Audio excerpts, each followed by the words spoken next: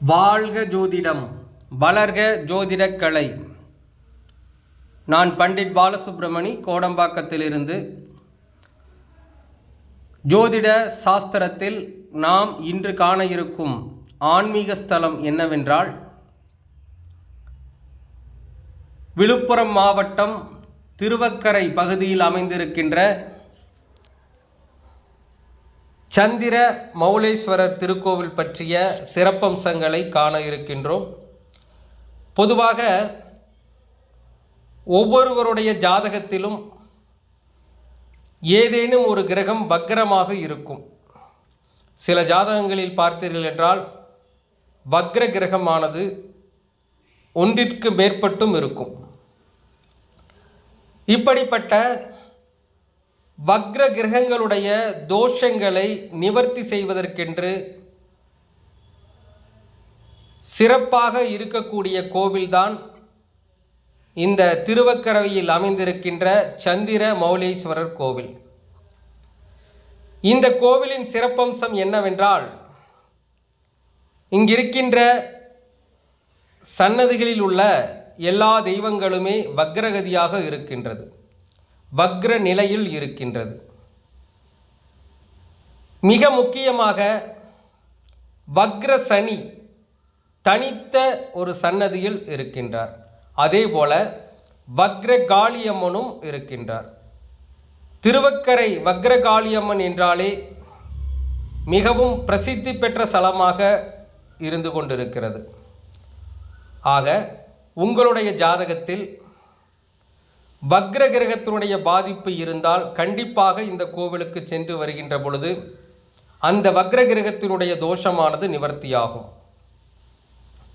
மிக முக்கியமாக ஜாதகத்தில் வக்ர சனி இருப்பவர்களும், அதே போல 5ஆம் இடத்தில் ராகு இருப்பவர்களும், 5ஆம் இடத்தில் வக்ர கிரகம் இருப்பவர்களும் கட்டாயமாக இந்த கோவிலுக்கு சென்று வாருங்கள். வக்ர கிரகத்தினுடைய தோஷமானது நிச்சயமாக நிவர்த்தியாகும்.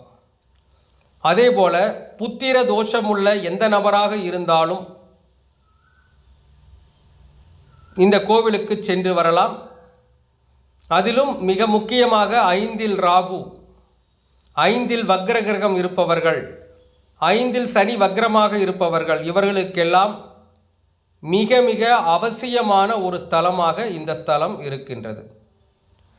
மேலும் உங்கள் ஜாதகத்தில் எந்த கிரகம் வக்ரமாக இருந்தாலும் அந்த வக்ரமாக உள்ள கிரகத்தினுடைய நட்சத்திரத்தில் சென்று வருவது என்பது மிகச் சிறப்பான ஒரு அமைப்பை கொடுக்கும். அதேபோல வக்ர கிரகம் எதுவோ அந்த வக்ர கிரகத்திற்குண்டான நாளில் செல்வதும் விசேஷம். ஆக வக்ர நிலையில் உள்ள கிரகங்கள் நமக்கு ஏற்படுத்துகின்ற தோஷத்தை கண்டிப்பாக இந்த திருவக்கரை